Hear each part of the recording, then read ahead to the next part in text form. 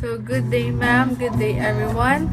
My name is Krizzia Amber Palacios and I am a nursing student from Aklan Polytechnic College. I will be reporting the topic about administering intramuscular injections. So let's start.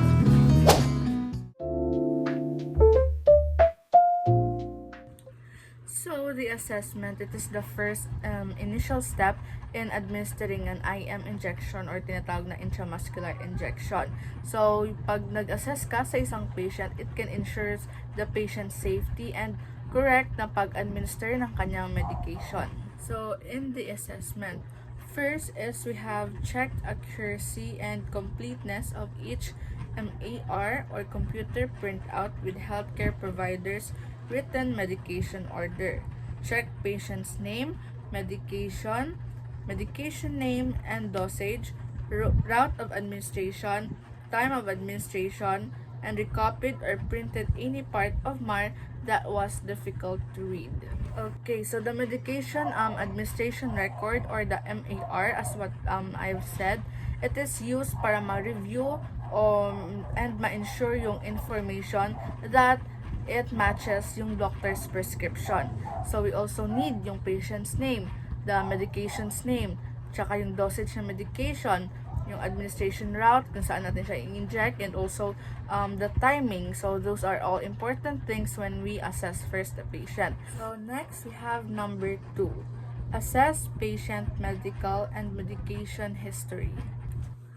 Okay, so sa number 2 na yon, it is said that we need to check the patient's medical history. So yung patient's past medications or medical history, it is reviewed in order na malaman natin yung mga ini-intake niya yung last time, if there are any maintenance ng patient, and also we need to know kung are those medications ba related sa sakit niya mismo. So we also have number 3. Review medication reference information for medication action, purpose, normal dose, side effects, time and peak of onset, and nursing implications. So sa number 3 na yon, so dapat it is said that as nurses, hindi lang natin dapat ma-know kung ano yung mga needs ng patient when it comes to medication, but also we need to understand kung ano yung kanyang tinitake na medication, ano yung normal dosage ng kanyang medication, tsaka ano yung purpose ng medication na yon, yung injection na yon. And also hindi lang sa mga medications and normal dosage, but we also need to know, most importantly, yung magiging side effect nun sa ating patient, in order na malaman natin like we think like advancedly as long as it is for our patients safety din. Di lang sa atin but also sa ating mga patient. Okay, so number 4, assess patients, family, caregivers, health literacy. So sa number 4 na yon, it means that need natin ma-assess yung caregiver, yung nag-aalaga sa patient or any family member about their understanding sa kanilang sa kanyang medication na ginagamit ng patient. If the patient mismo hindi siya makapagsalita about sa kanya, like if the patient doesn't understand kung para sa din yung medication na tinitake niya, so we should assess yung nagbabantay sa kanya or the caregiver. So it can be a family member or even other people na pero na ano siya na like close siya sa patient and siya mismo yung nag-aalaga sa mga patient. So if necessary, information must be provided in simple terms para ma-improve yung pag-understand niyan sa medications, or not just lang sa kanya pag-understand but also sa atin mas ma-understand din natin kung ano yung information ng tinatake niya. So number 5, we have assess patient's history of allergies. So sa number 5 na yon, if we assess, tanungin natin yung patient about allergy na history niya, we can know or we can have further more information in order na malaman natin na kung saan siya allergy. Hindi pala siya pwede sa gamot na to, hindi pala pwede siya sa injection na to kasi yung side effects niya is bad. So if we can assess the patient about its allergic past na mga history ng mga kanyang mga allergies, then we can prevent yung mga serious complications, di ba?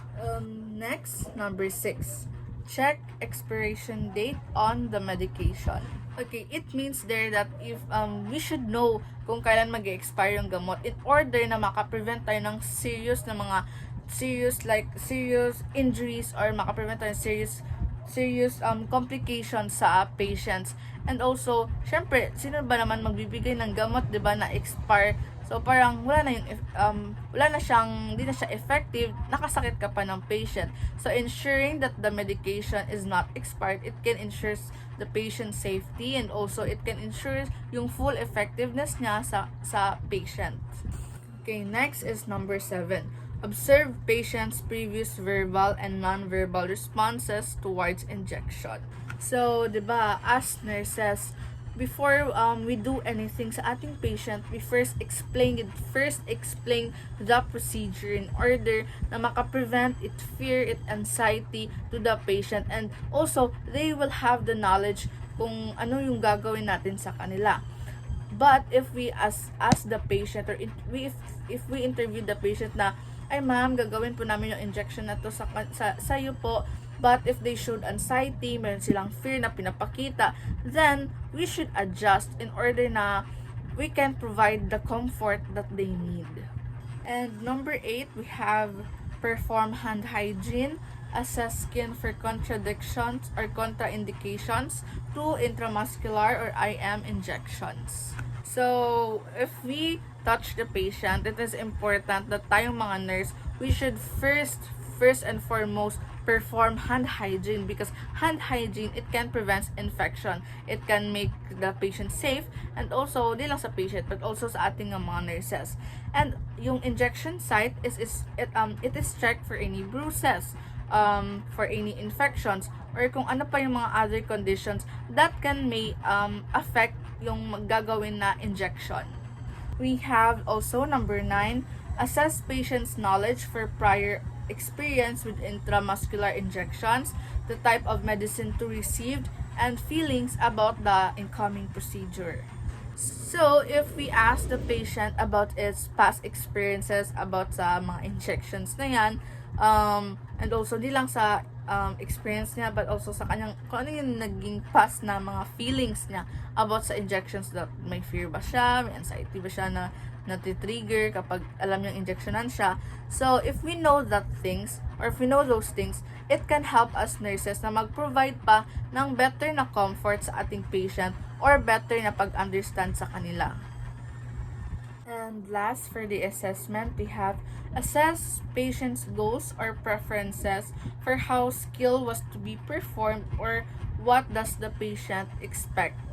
And so, before we proceed sa pag-inject sa ating patient, we should assess the patient first about its goal or preferences, because meron ibang patient na they prefer na meron silang like specific na site talaga, or they need a specific technique in order na ma-improve ng also yung comfort that they will need, because kasi meron silang anxiety, di ba, na feel. So it is important na tanungin muna natin yung patient kung ano yung like are they good ba pag dito, like are you okay ba bam pag ito yung gagawin ko, so ganun, in order pa rin na ma-improve yung patient's comfort.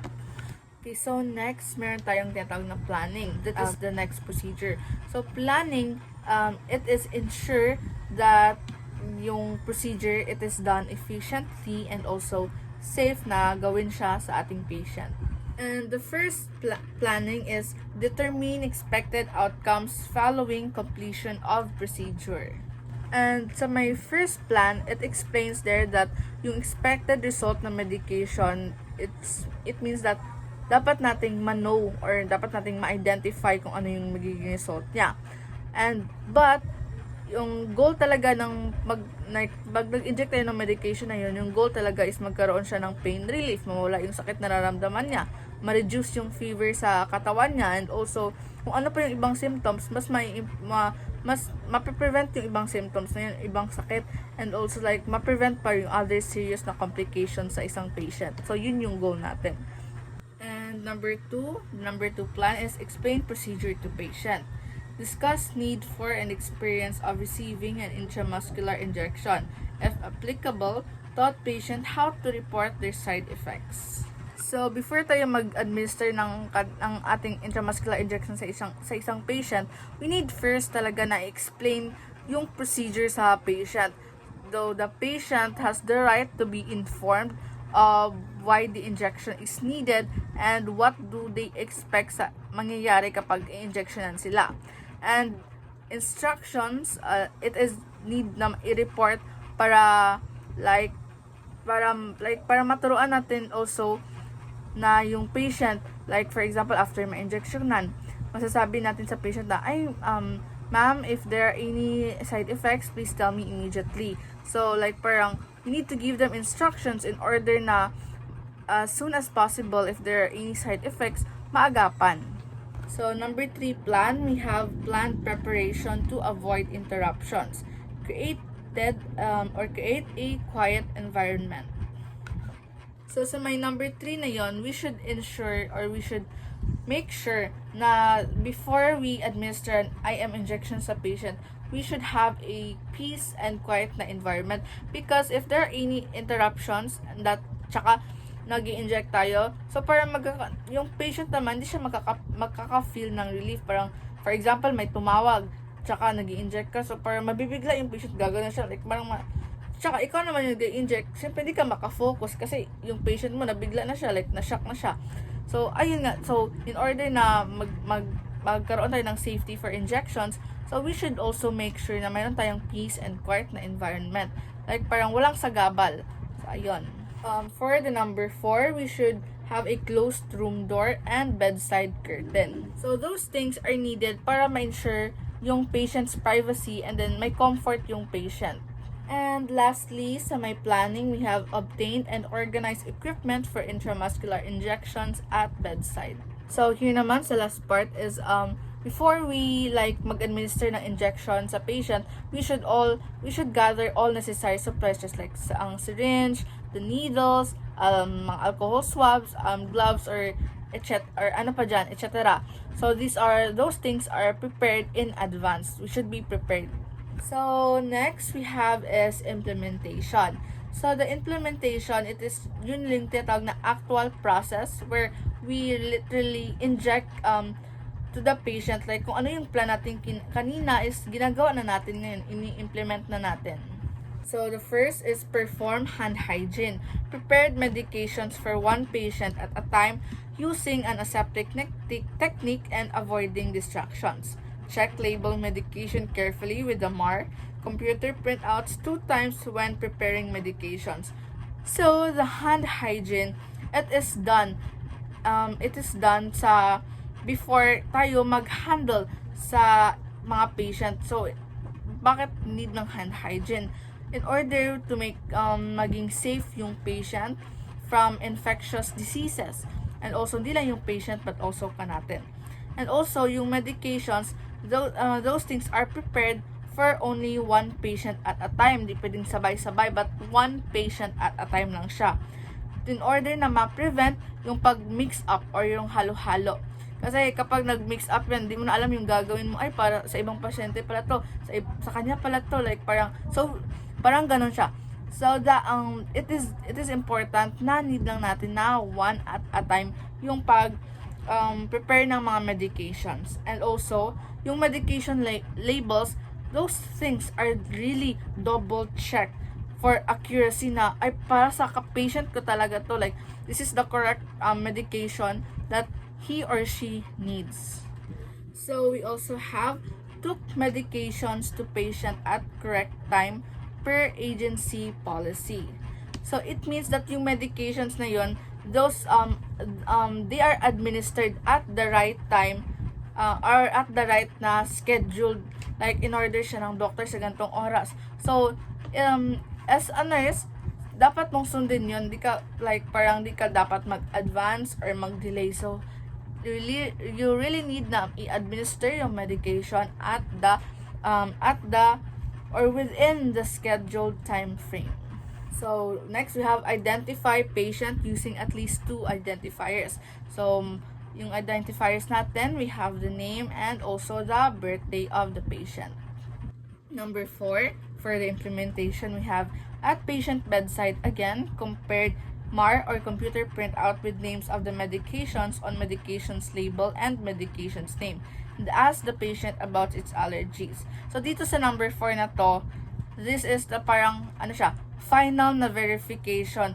Final siya, final mo siyang, chine-check ulit in order na makita na tama lahat. Tama lahat. So, also, ma-ensure kung correct medication ba yung binigay mo or yung ibibigay mo sa patient. And para ma-prevent yung mga errors. Also, number 5, we have perform hand hygiene and applied clean gloves.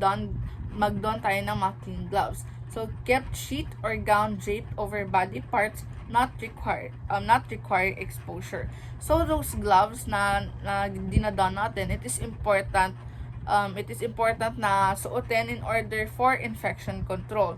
And the patient, their body or his or her body is draped over, drape siya, not requiring exposure or para magkaroon yung patient ng privacy sa kanyang katawan. Ayun. For number 6, we have position patient comfortably to access site. So, yung body ng patient, it is adjust for yung comfortable position siya and also para di mahirapan yung patient and di lang sa patient, syempre sa nurse. So, it is adjusted para sa optimal na injection site, para madali yung ma-access yung injection site ng patient. For number 7, we have help patient maintain a comfortable position depending on the chosen site. And it means that positioning kung saan comfortable kung saan comfortable yung patient, it can provide or makatauman it comfort or effectiveness ng injection kasi hindi mahihirapan yung nurse sa pag-inject and also hindi din mahihirapan yung patient na mag-a-adjust. For number 8, we have relocated site using the anatomical landmarks. So it means that we should ensure that the injection is given sa correct na muscle, correct na anatomical landmarks kasi if mali yun, mali. Kapag mali talaga yung injection na mali yung muscle, syempre masakit yun sa patient, aaray ka. Kapag masasakitan yung parang masakit sa part ng patient, masakit sa part ng patient, syempre gagalaw yan, di yan mananahimik yung patient. So ikaw na nurse, mahihirapan ka rin sa part mo. So we need to assess or we need to locate yung mga anatomical na mga landmarks or the correct muscle where we can inject. For number 9, we have cleaned site with an antiseptic swab. So we must clean yung site for the swab or we must clean the site pala with an antiseptic swab in order na mag-reduce rin yung risk for infection. For number 10, we have held swabbed or gauze between third and fourth fingers of the non-dominant hand. So, kapag nag-inject na tayo, we should keep yung gauze na ready talaga and para magamit natin after the injection. So, keep it on the 2 fingers of our non-dominant hand.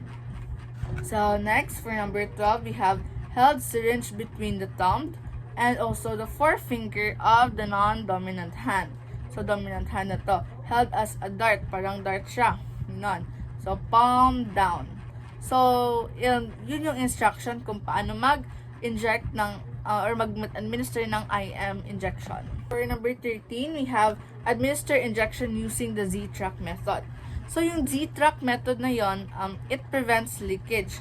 So, yung Z-track method, it is parang yung skin natin dito, it is pulled literally before injection. Parang ganyan siya dito.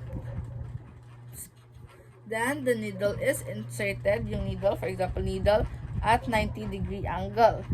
And also, aspiration, i-pull back natin i-aspirate natin yung injection. So, aspirate natin, which it can check for blood. And then, after natin ma-check, walang blood, it means nasa muscle siya. It is correct anatomical landmark or anatomical site. So, then, medication is then also injected slowly. So, 10 seconds siya per ml. And the needle, After ng injection, after ng gamot na dito na-inject na siya, kung sa pag-withdraw naman, it is withdrawn smoothly para ma-avoid yung tissue irritation. So 14 to 19, shortcut to lang, parang overall na siya. So help patient to a comfortable position. Next, we have discarded uncapped needle or needle enclosed in a safety shield and attached syringe into a puncture and leak-proof receptacle. Ensure nurse call system was into an accessible location within patient's reach. Raise side rails as appropriate and lowered bed to lowered position. Dispose of all contaminated supplies in appropriate receptacle and remove dispose gloves and perform hand hygiene. Stay with patient for several minutes and observe for any allergic reactions. So for overall na explanation ng 14 to 19, so first, yung patient natin, he or she must be in a comfortable position. So the patient must position comfortably.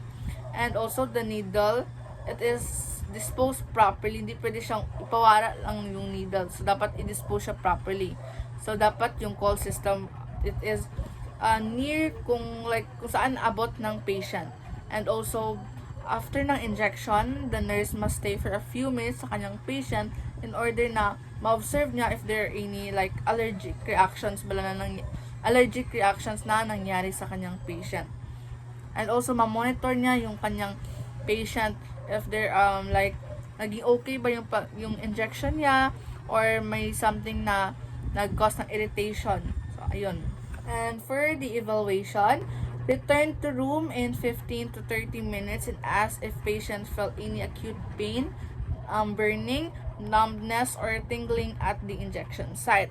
Inspected site, note any bruising or induration. Applied warm compress on the site. Observe patients respond to medication at times that correlate with onset, peak, and duration of medication. Use stitch back. Revise instructions if patient or family caregiver was not able to teach back correctly. Okay. So, sa may evaluation na yon, yung patient, he or she is checked 15 to 30 minutes in order makita if there are any reactions sa medication. And the injection site, kung saan ka nag-inject, it is suspected or it is inspected pala for swelling, if there are any swelling na nabuo or may bruising or may irritation na feel yung patient. And the patient's response to the medication is observed if okay lang ba yung patient sa medication na in-inject sa kanya. And also, last, use the teach back method para ma-ensure that the patient understand kung ano yung mga post-injection care. And for the recording process naman, so immediately after administration recorded medication dose, route, site, time, date given, and any adverse effects, and recorded patient teaching, validation of understanding, and patient's response to medication chart.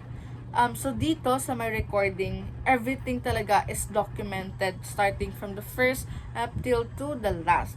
So yung medication, yung dosage ng medication, yung injection site, time ka nag-inject or yung date, and if there are any adverse reactions. And also everything din is and when I say everything is documented, included na din dun yung patient education, kung ano yung if there may na-understand ba yung patient about sa pag-inject mo, or does the patient know what is the purpose of that injection, and kung ano din yung kanyang response ng kanyang body about the injection. And the last process, we have hand-off reporting. Report any undesirable effects from medication to patient's healthcare provider. So dito sa may hand-off reporting, it means that if there are any negative na mga effects, it is noted talaga and immediately reported sa other healthcare providers. So that's all guys for my report, and thank you so much for listening. But short summary lang, my report is all about having mag-teach sa atin na future nurses on how paano magkaroon ng safe, saka step by step siya na process in administering an IM injection or the intramuscular injections. So, it emphasizes the patient's safety, pag-infection control, and also kung paano yung proper documentation sa ating patient. Not just sa patient, but also sa atin din ng mga nurses. So, that's all guys. Thank you so much for listening. Thank you so much, ma'am. Bless you, everyone.